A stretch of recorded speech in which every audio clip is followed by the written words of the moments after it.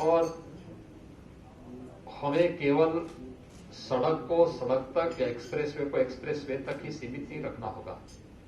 औद्योगिक क्लस्टर विकसित करने के दिशा में भी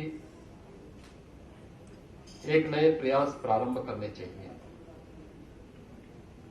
और उसी समय उत्तर प्रदेश सरकार ने अपनी परंपरागत उद्यम को बढ़ावा देने के लिए वन डिस्ट्रिक्ट वन प्रोडक्ट की अपनी यूनिक योजना को आगे बढ़ाया था। आज प्रदेश के अंदर लखनऊ से पूर्वी जनपदों को जोड़ने के लिए पूर्वांचल एक्सप्रेसवे का कार्य 97 से 98% पूरा हो गया है और हम बहुत शीघ्र आदरणीय प्रधानमंत्री जी के कार्यक्रमों से इस एक्सप्रेसवे का उद्घाटन, भव्य उद्घाटन प्रारंभ करने जा रहे हैं। मैं आभारी हूं माननीय वित्त मंत्री जी का, जब वो भारत सरकार की रक्षा मंत्री थी तो उन्होंने उस समय भारत सरकार के यूनियन बजट में देश के अंदर 2 डिफेंस मैन्युफैक्चरिंग कॉरिडोर की घोषणा हुई थी और उस घोषणा के तहत एक डिफेंस कॉरिडोर के लिए उन्होंने उत्तर प्रदेश सरकार को सुझाव दिया था कि उत्तर प्रदेश सरकार प्रस्ताव भेजती है तो इस दिशा में आगे बढ़ने में मदद मिलेगी। और मुझे बताते हुए प्रसन्नता है कि आपने जो मार्गदर्शन किया, आदरणीय प्रधानमंत्री जी ने एक डिफेंस कॉरिडोर उत्तर प्रदेश को दिया, जिसमें जो 6 नोड स्थापित हो रहे हैं उसमें लखनऊ, कानपुर, आगरा, अलीगढ़ के साथ ही बुंदेलखंड के 2 महत्वपूर्ण क्षेत्र झांसी और चित्रकूट भी हैं। झांसी और चित्रकूट के साथ ही बुंदेलखंड क्षेत्र को, जो हमारा सामाजिक और आर्थिक दृष्टि से अत्यंत पिछड़ा क्षेत्र माना जाता था, आज एक एक्सप्रेसवे के साथ हम लोग जोड़ रहे हैं और बुंदेलखंड एक्सप्रेसवे के साथ वह कार्य युद्ध स्तर पर चल रहा है। वहां पर हमारा 70% से अधिक कार्य अब तक पूरा हो चुका है। डिफेंस कॉरिडोर हमारा इसी एक्सप्रेसवे पर स्थापित हो रहा है।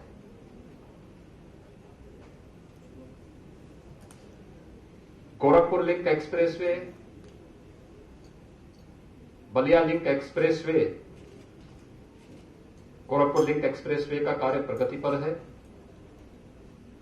बलिया लिंक एक्सप्रेसवे की सहमति सरकार पहले स्वीकृति अपनी दे चुकी है, उस पर भूमि अधिग्रहण की कार्रवाई चल रही है।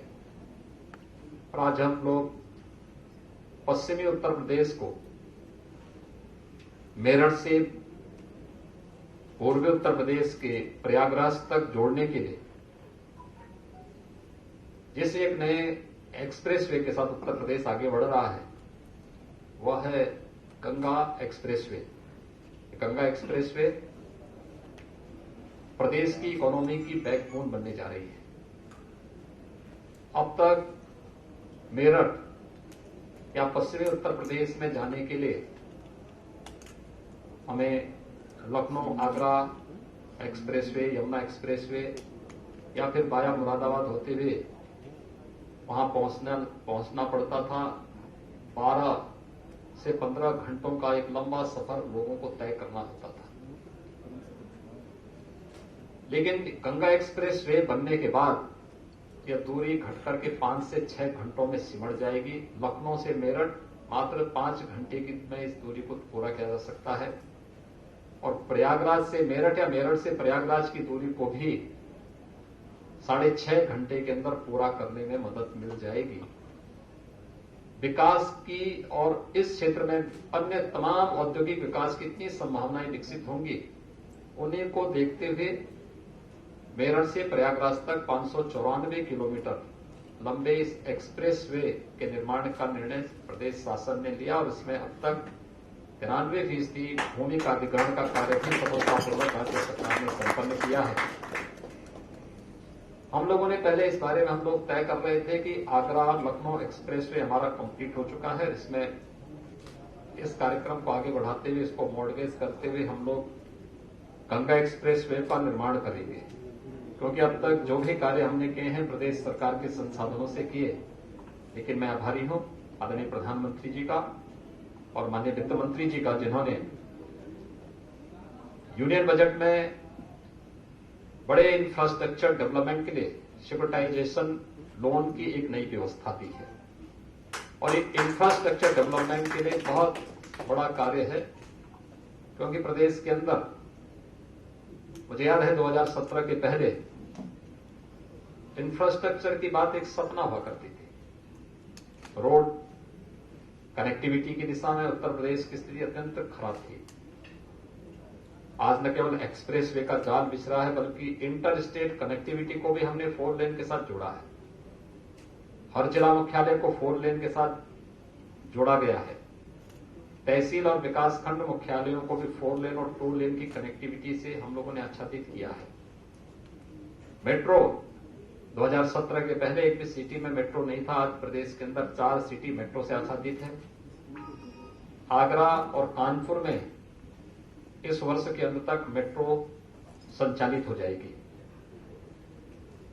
प्रदेश के अंदर एयर कनेक्टिविटी 2017 तक मात्र 2 सिटी ऐसी थी जहां पर वायु सेवा हमारे पास उपलब्ध थी, प्रदेश की राजधानी लखनऊ और वाराणसी से। आज प्रदेश के अंदर 8 एयरपोर्ट हमारे फंक्शनल हैं, जहां से 75 गंतव्य स्थलों को बेहतर एयर कनेक्टिविटी उपलब्ध हो रही है। 3 इंटरनेशनल एयरपोर्ट वर्तमान में हमारे फंक्शनल हो चुके हैं। कुशीनगर एयरपोर्ट बनकर के तैयार है। 2 नए एयरपोर्ट पर जेवर और अयोध्या इंटरनेशनल एयरपोर्ट के लिए हम लोग कार्य कर रहे हैं और प्रदेश के अंदर 10 नए एयरपोर्ट पर भी युद्ध स्तर पर प्रदेश के अंदर कार्य चल रहा है। एयर कनेक्टिविटी बहुत आसान और विकास की नई संभावनाओं को आगे बढ़ाने में बड़ी मदद करती है और यह कार्य उत्तर प्रदेश के अंदर वर्तमान में चल रहा है। हेल्थ इंफ्रास्ट्रक्चर पर भी उत्तर प्रदेश ने प्रधानमंत्री स्वास्थ्य सुरक्षा योजना के अंतर्गत ध्यान दिया। 1947 से लेकर के 2016 तक उत्तर प्रदेश में मात्र 12 गवर्नमेंट मेडिकल कॉलेज बने थे और मुझे बताते हुए प्रसन्नता है कि 2016-17 से अब तक हम लोग 32 नए मेडिकल कॉलेजेस पे काम कर रहे हैं। 2 एम्स उत्तर प्रदेश में संचालित हो चुके हैं। हर जनपद में बेहतर स्वास्थ्य सुविधाओं को तेजी के साथ विकसित किया गया है। ये सभी कार्य आदरणीय प्रधानमंत्री जी के मार्गदर्शन में और भारत सरकार की उन सभी नीतियों का अक्षरशः पालन करते हुए जो वित्तीय प्रबंधन और संतुलन को बनाए रखते हुए किया गया है, वो हमारे सामने है।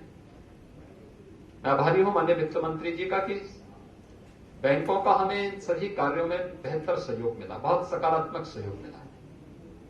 यद्यपि 2017 के पहले इस प्रकार का वातावरण नहीं था, लेकिन 2017 के बाद प्रदेश के अंदर जिस प्रकार का वातावरण मिला, इसके बाद बैंकों ने भी अपनी सकारात्मक भूमिका के साथ सहयोग करना प्रारंभ किया और आज 5100 करोड़ रुपए का ये सिक्योरिटाइजेशन का ये लोन की ये कार्रवाई गंगा एक्सप्रेस वे को तेजी के साथ आगे बढ़ाने में हमें मदद मिलेगी और हम लोग एक समयबद्ध ढंग से इस कार्यक्रम को आगे बढ़ाने में सफल होंगे। आज के इस कार्यक्रम में, क्योंकि गंगा एक्सप्रेस वे 594 किलोमीटर लंबा एक्सप्रेस वे है, 6 लेन का एक्सप्रेस वे, बाद में इसको और भी विस्तार दिया जा सकता है और ये उत्तर प्रदेश की इकोनॉमी का एक बैकबोन बनेगी। मैं विश्वास के साथ इस बारे में कह सकता हूं।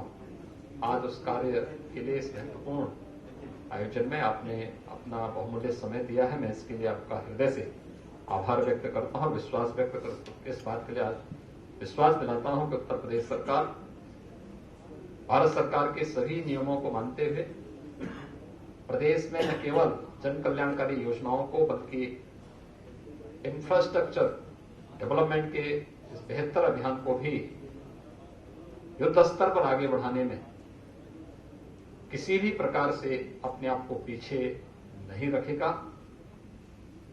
प्रदेश सरकार प्रदेश के विकास को आगे बढ़ाने और आदरणीय प्रधानमंत्री जी की उस मंशा को कि उत्तर प्रदेश को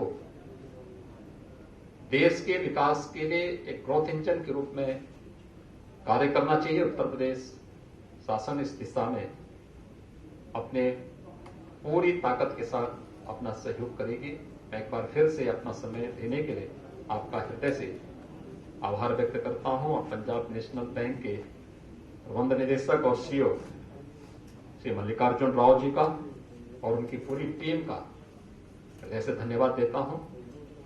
आज उन्होंने मिशन शक्ति के कार्यक्रम में भी जीवन के प्रत्येक क्षेत्र में कार्य करने वाली उन उत्कृष्ट महिलाओं को जो 75 जनपदों से आई थी, उन सभी बहनों को पंजाब नेशनल बैंक की ओर से एक स्मार्टफोन भी प्रदान किया है, जिससे वे अपने कार्यक्रम को और आगे बढ़ा सकें।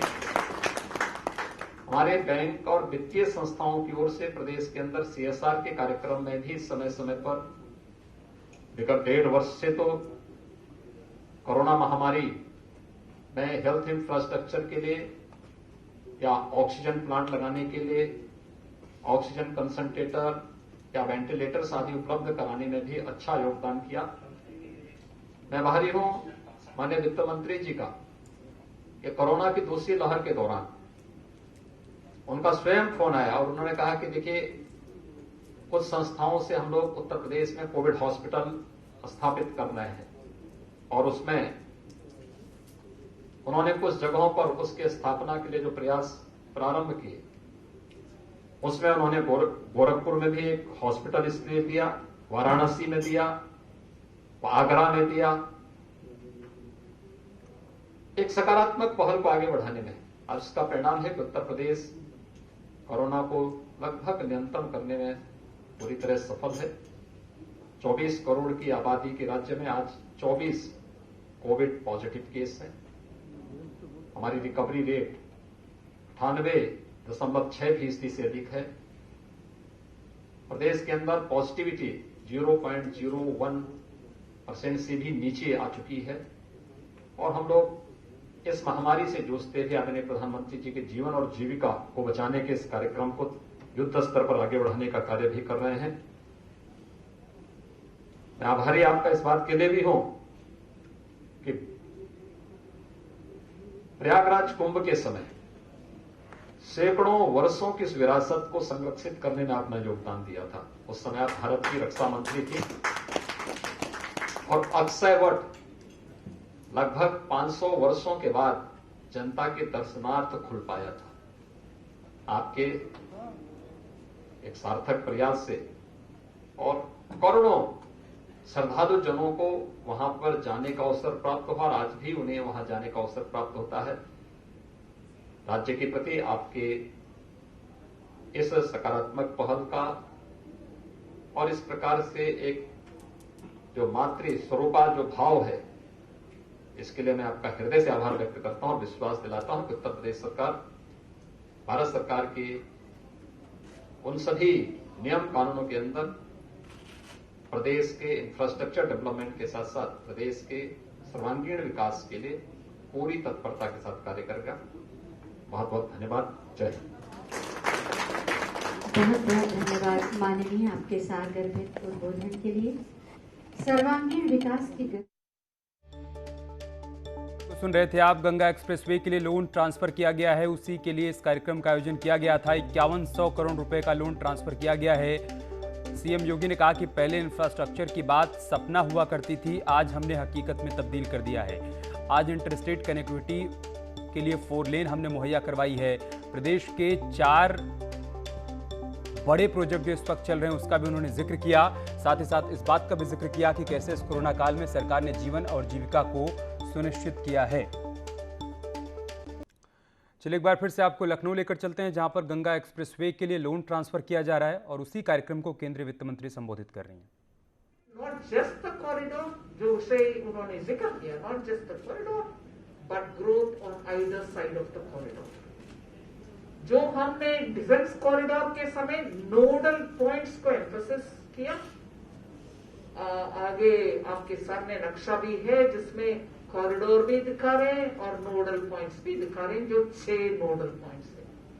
मगर ये कॉरिडोर गंगा एक्सप्रेसवे का जो कल्पना है, उसमें दोनों तरफ रास्ते में जाते वक्त और आते वक्त भी आपको दोनों तरफ जमीन खरीदना और उसमें डेवलपमेंटल इंफ्रास्ट्रक्चर का प्लग एंड प्ले मॉडल में कॉमन इंफ्रास्ट्रक्चर बिल्ड करना, उसके अंदर मतलब वो लैंड पार्सल्स के अंदर कॉमन इंफ्रास्ट्रक्चर बिल्ड करना, ये सब ऐसे वैसे काम नहीं है। इसमें प्लान्ड तरीके से कंसर्टेड एफर्ट के साथ ही होगा। उसमें पॉलिटिकल लीडरशिप का कमिटमेंट बिल्कुल रहना भी चाहिए। वही मैं देख रही हूँ उत्तर प्रदेश में। उसके लिए मैं मुख्यतः चीफ मिनिस्टर साहब को धन्यवाद देना चाह रही हूँ, बधाई देना चाह रही हूँ। और मैं उसमें ये कमिटमेंट और ये पूरे कॉम्प्रिहेंसिव डेडिकेशन के साथ उसको एग्जीक्यूट करने का प्लान का एक मैनिफेस्टेशन है, एक व्हाट यू कैन से, एक रूप, उसका एक अनुरूप ही ये सिक्योरिटाइजेशन का विषय। आने वाले दिन में ये एक्सप्रेसवे बनाने के बाद उस एक्सप्रेसवे में इस डेस्टिनेशन से उस तक जाने का सिर्फ विषय नहीं है, दोनों साइड पर बिजनेसेस भी चलेंगे, उस बिजनेस को आने वाले जाने वाले उससे। और एक और विषय भी जोड़ सकती हूँ, प्रधानमंत्री जी का जहां वोकल फॉर लोकल बोलते हैं, और आज दोपहर का कार्यक्रम भी है 1 डिस्ट्रिक्ट 1 प्रोडक्ट। अगर ये 1 डिस्ट्रिक्ट 1 प्रोडक्ट का उनका रॉ मटेरियल सही समय पर नहीं पहुंचता और सही समय पर उनका प्रोडक्ट का निर्यात नहीं होता, तो 1 डिस्ट्रिक्ट 1 प्रोडक्ट का भी मतलब नहीं बनता। ये ऐसे गंगा एक्सप्रेसवे जो दूसरे नक्शा में आपको दिखाई देते हैं, is completely running from the northwestern corner of Uttar Pradesh to the southeastern corner. Literally backbone बनता है। So ये 1 डिस्ट्रिक्ट 1 प्रोडक्ट का भी और ये नोडल डिफेंस कॉरिडोर का भी, और जहां मैं विदाउट एग्जैजरेशन बोल पाऊं, पिछले 60 साल में 70 इयर्स में जितना धीरे धीरे धीरे दशकों से होने वाले इंफ्रास्ट्रक्चर को पिछले 4-5 साल में ही बनाकर दिखाने के लिए एक साहस उत्तर प्रदेश दिखा रही है। तो कैसा होगा गंगा एक्सप्रेसवे और उसके बन जाने के बाद क्या क्या फायदे होंगे, इन्हीं तमाम बातों का जिक्र वित्त मंत्री कर रही थी। एक छोटा सा ब्रेक लेंगे, बहुत जल्द होगी वापसी।